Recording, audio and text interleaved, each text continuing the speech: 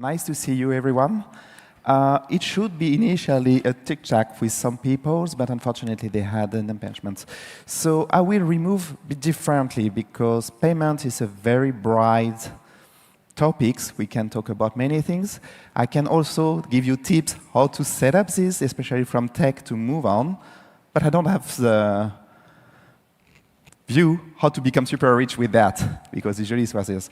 So what will be interesting for me is to have an exchange with you if you have questions about the topic where I can drive you, give you explanation, and see how we can do tech for moving on the proper space of payment. Is it fine for you? I will guess yes. So, no seat. So, what we can say in this is how a tech or startup will integrate the payment ways. Is usually you have a product, an idea that you want to develop, and you just say, okay, let's do it, and we will launch it, and we'll see what is happening. The problem is you have plenty of competitors doing that, and you might lose the opinion. So what is very important is to understand what you want to develop, but what the customers want, especially in the country where you are. Then what do you want to do next? Do you want to stay on your country, or do you want to stay on the cross-borders, region, world? And you need to think about different constraints, which can be regulatory constraints, with all the compliance, anti-money laundering, fraud. You have all the constraints also with the partnerships that you can have, and what our competitor is doing. That's why this morning we talk about the partnership between banks and fintech, which is a first stage where you can move on and to provide something to help on this payment. What about compliance? That's a big topic, and it's really a reference. So usually when you want to develop something, you think about the customers, how I will generate a lot of money, and I forgot all the part with compliance governance. This is a cost. That's why most of the executive and sales don't want to talk about. The problem is, if you do the wrong way, the wrong choice from this point, regulators and legislators will block you on development of your business. We can see that's very simple. You want to develop, let's say, crypto companies. You go to a company in a country where it's very open, then you decided to move to another company in other countries where they have more regulation. You are not ready, so you are developing something which is not adapted to this. So you need to step down, review, and readapt this. Well, if a competitor has already took this in consideration, he will be able immediately to target these countries. Especially from regulatory point of view, say you have developed it also in 2, 3 emerging countries with less regulation or friendly regulation, and suddenly you want to come to Europe, you might face big issues as well. So it's very important to prepare. And if you have already prepared, doesn't mean that you have the highest standard, but the minimum standard. The regulator, when you will come, or if a new legislation is coming in the country without regulations, they will be keen to discuss with you and let you continue the business, and you can catch up in the same time. This is why compliance and regulatory is very important to take in consideration for the development. Second point which is very important is the customers. All around the world, we want to do something simple, faster, but we don't have the same habits, the same custom. Big example is certain Japanese companies went to Europe and considered that all Europeans are the same. Let's try to sell our product as a way of doing business in France, in Spain, in Germany, in East Europe, in UK, on the same way. Unfortunately, we are not the same, and the customers does not have the same habits. And at the end, it was just a crash. So it's very important also, like I said, to understand who are your customers, to who you want to sell, what are their habits, and you will update your product to this. Now, I talk a lot, but I would like to hear also what is your opinion, and do you have any particular question? Yes.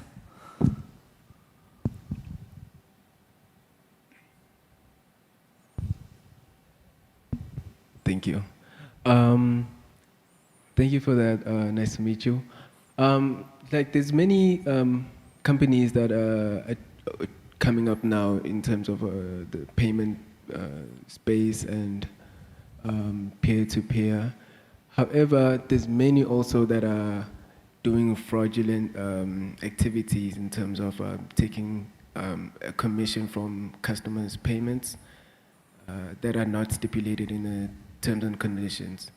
How could we prevent that if you want to come up into the space of payments such as PayPal, PayMe, and all the other companies? Yeah, it's a very good question, and this is very difficult because the numbers of competitors is so high that we can see the price decreasing. Even in China, we noted that certain payment companies even started to put negative points. So as a competitor, you just destroy the market. So you just expect to have the scale to win. The problem is you have a certain limitation, and each customer doesn't want to go everywhere. When you take habits, you will just continue with this, is happy. That's a big problem. And in the payment world, usually we are talking about one payment institution, but you have several and everyone wants his commission. Can increase also. That's a very big problem. So what we have now is more and more partnerships and see how we to struggle all together. So for example, each country have its own local method payment. Okay. Then you have the acquirer, you want to, let's say, you are in Dubai, you want to develop your e-commerce here, and you want to sell in India, which is quite difficult market anyway to penetrate. You need to have a local license to do that. But you can have a partnership to do that for you. Okay. And this is how you are going. And you will share with the scale that of India this pricing. And you will use what we said this morning for the banking to decrease the cost, partnership with the bank, because they can support you for all compliance topic, because they have the structure to that. Okay, great. Appreciate it. But I understand that for the customers, it's sometimes it must be transparent for them. They don't see all these of course, behind the scene, lines. you know. And they're not interested. They just want, when you buy something on the internet, you want to receive the product, and the merchant just receive his money. Absolutely. Any other questions?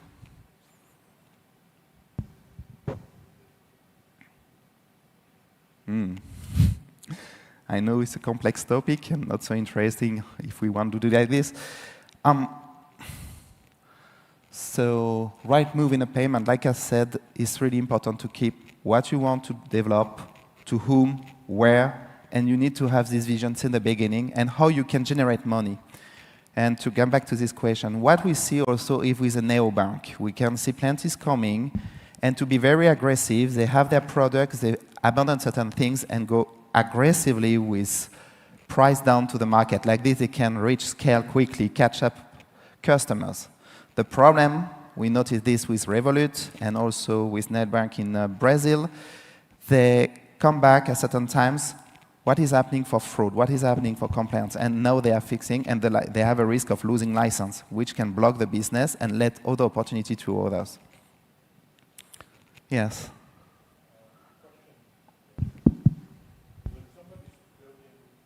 Thank you.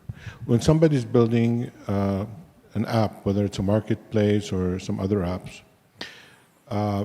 your advice, because there's always that struggle. Do we build our own wallet in-house, or do we go and connect to certain services outside for verifications, and then obviously there's a transactional cost when you connect with someone else.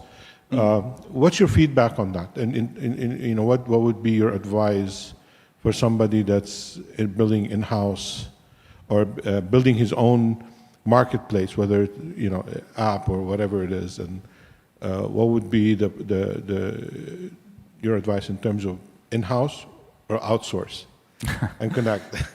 Depends if you have the capacities. It's always like this. When you have identified what you want to do you have the capacities to do it by yourself? In-house, at the advantage, you can control the cost internally. Outsourcing, it's a cost that you can cut any time if you have a problem. This is the big advantage of outsourcing. The constraint is you are dependent and you are sharing your knowledge with someone, even inventory. So it's a possibility to create also opportunities to... Well, let's say if you outsource, from your experience, and now I'm talking from ignorance because somebody else is doing this on our behalf, but I'm just asking the question to learn. Assuming that I connect with a third party a gateway, for example, that Yeah. does payment gateways and processes and so on. Who would own the data? Of course, I have to connect with them. The transactions has to happen. There are certain minimum amount of information that needs to go back and forth onto this. Is it something that you own, or is it something that they're just providing facilities and agnostic to what their system is, or do they maintain those references? Or from your experience, I have no idea. You are talking about the data, transfer data, which data will move from the person to this. So it depends how many layers do you have in the transactions and what we have. For example, for wire transfer, you have your bank account, our customers, who will have to fill a certain names of information. Your name, your address, your nationality, more or less is all this, and the transaction numbers. Then, if you have an intermediary between, he just cares about to ensure that he can collect this data anytime if he have a suspicious. Otherwise, he just have the numbers. And then he will pass this to the beneficiary bank, who will have the information about the person who needs to receive the money. And same, he can ask any times who was the payer. I have a question. Yeah. Two questions, rather. Number one, what are we doing about overseas remittances and cross-border payments? That's a space I feel fintech platforms are really lacking. And that could be for a number of reasons. Regulation is one of them. And my second question is, what about digital assets and the exchange of them cross-border? Because let's take the example of UAE, right? A lot of people are tokenizing it. A lot of people are using crypto to do transactions, but it's not everywhere in the world. So number one, overseas remittances and the platforms that's helping basically find an alternative to SWIFT, if I may. That's a space that is heavily lacking and seriously lacking. And number two, how are we handling digital payments, especially with cryptocurrency and tokens? So it's two different things because we are talking about two different technologies. The first one is more the traditional one with most of the time the fiat one. And for remittance, technically and normally the payment institution need to perform the proper due diligence, who is sending to who is receiving. And you will secure that like this. Normally, the platform should not be hacked and is coming on a safeguarding account. So this is an account which is protected, and you have only the money of the consumer. And you have a book, an accounting, who will reconcile that to send it back to the merchant, for example, behind. I think my question was, what's the alternative to SWIFT? I understand how SWIFT works, Okay. But what's the alternative in fintech which is replacing SWIFT? So what we create usually is an e-wallet system to be out of this SWIFT system, but it means you need to be on same ecosystem. So usually you will have certain payment institution. What they created is to have the different e-money license in different region, bring everyone in this ecosystem, and you can exchange immediately within. That's super complicated. I mean, to bring everybody in that ecosystem, theoretically is fine, but when you start executing it, it's a nightmare. It's complicated, but when you are in, it's super easy. The problem is the follow-up and to ensure that is. This is the advantage of the blockchain, where technically when we move to the second one, because we have the traceability within the chain, and you don't need to have this all setup. So it's going faster, and you can through. And for even a compliance, we feel more comfortable because we can see really what is happening, so we know if the money was clean or not at the beginning, especially with system like ScoreChain or system to control. Do you think Ripple will be an active player in this space, for the SWIFT at least, for the remittance?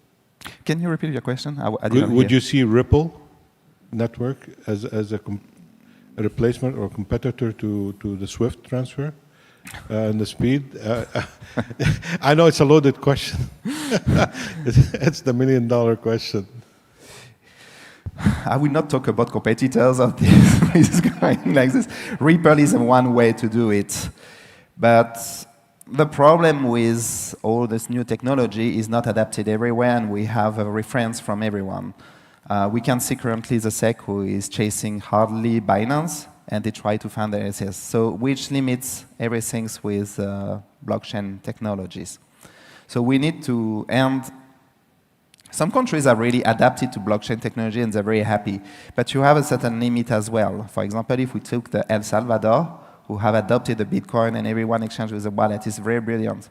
But when you want to import something, you need to have your partners who accept this Bitcoin. And most of the time they don't want, they want to be paid in US dollar. That's why we move back to the previous system.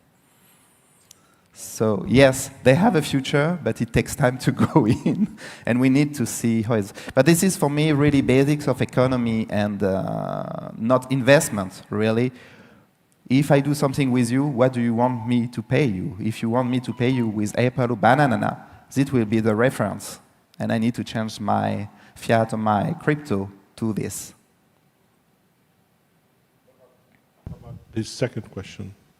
Sorry? His second question. He had two questions, one on the Yes. remittance and the other one, I think. Can you repeat the second question? The second question, I'll wait for him to come back. But I know he asked the second question. Anyway, it's interesting to see how the fintech fares when it comes to B2B and global transfers and how the blockchains and the adaptability of that. It's a fast-moving world, and Yes. and it's very confusing, at least for traditional people like me that have grown in the old ways. I'm just trying to learn, and by the time you think you understood, something else comes up. And now AI is getting into the picture as well. So.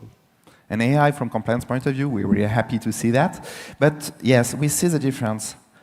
Centuries are behind. We were just exchanging. You wanted something, so you had to create money to do that. Then we exchanged with not because it was easier. That's how the banks not came. And finally, now we move for cross-border payment, which is faster, but we thought that banks are too slow. That's why payment institutions come here, to accelerate this process, to ensure that banks don't keep the money for ages and take 7 days or 8 days to transfer. And Wise was very good to develop this way of transferring. Now the blockchain is coming with also another alternative, which is faster, and you also allows peer-to-peer, which is a nightmare a bit for compliance people.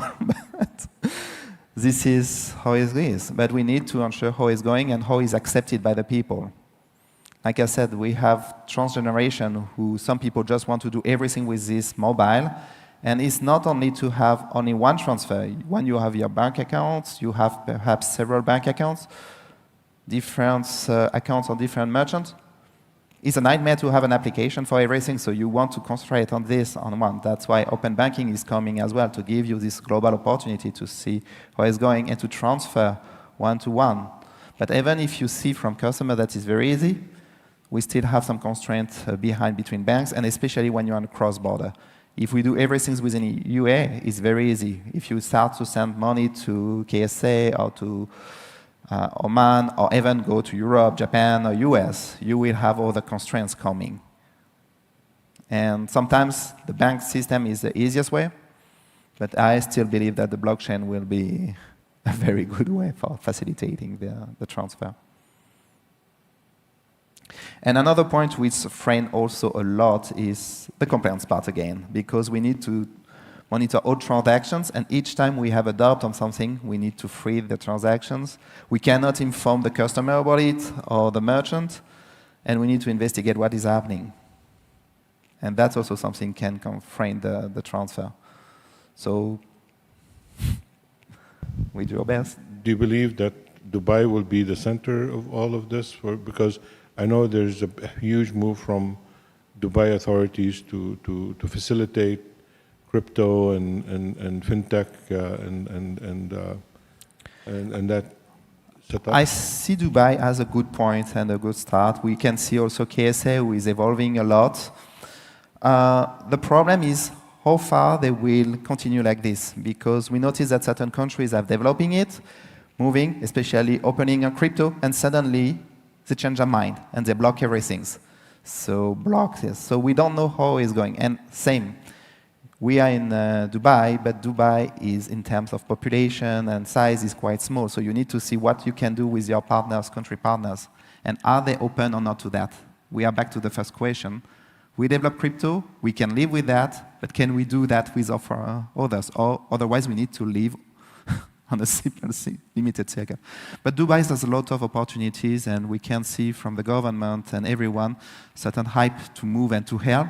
And the advantage that they can see what is happening in Europe, what is happening in US or in Asia, and try to catch the best to develop on a proper way. That's the strength of Dubai.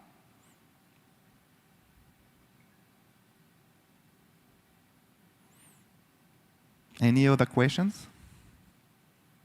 Oh, your second question, yes. Please repeat. I was talking about digital assets, especially with crypto and tokenization. The reason that I asked that I'm an avid investor in fintech and invested across the world, so know a bit of thing or two about what's going on. And we are really struggling because the acceptance of digital currency is quite limited when you look at the global market. So we need to see the difference if you want to do on a crypto itself or if you want to do tokenization with other things and path. Tokenization is a good way for facilitating and going faster for investors because you can do it when you see exactly when you have invested, and you have the right immediately linked to the smart contract we decide, so you can just. Compared to a normal equity raise, it's easier. It's faster and you have a better control. No, my question was more about the acceptance of digital payments and digital assets on a global level. Right now, we're only seeing a few countries that are driving this. But what's your take on mass scale commercialization of these technologies that's going to kind of bring more and more people on blockchain? Where do you see this going? Are you seeing other governments, kind of green lighting this entire ecosystem? What's really happening? As we speak, it's super limited to a few countries. Currently, it's super limited. You are totally right. And we saw hype on many countries, and suddenly, like I said, many countries move back and block these digital assets. And most of the time, I would like to say, is because they don't really understand and they want to protect investors. Because we have a mixed, why we are coming this and this, we have a mix between investment and speculation and investment for doing business and property. And this comes from crypto itself. We saw that the Bitcoin is super volatile and Ethereum or any coins you want to. You don't really know, so you do one thing, tomorrow is totally different, and you're not very comfortable. If I took back in Europe, it was the same several years ago when we started to have more structured products like options and futures. They noted that the common of people just lose money because they don't understand. What they wanted to do with the crypto is to block that immediately. That's why they start to move back with certain things. But doing that, they mixed what is digital assets and what is crypto. They just mix both. And this is currently the big problem. So what we need to do to push government to go on the right way is to tell them and explain that we are not here to screw people. We are here to develop and help the countries and investment to make it easier. And especially for tokenizations, we have a traceability. So for everything when we used to nominee and things to hide the money, it's clear. No, we have a vision because when it's changed, it's clear. But we have this mix, and that's why we have plenty of countries. Is that. After that, you have certain countries who many people that said they are against. No, they are not against. They just want their own control on it, which is another topic. Yeah. Any other question?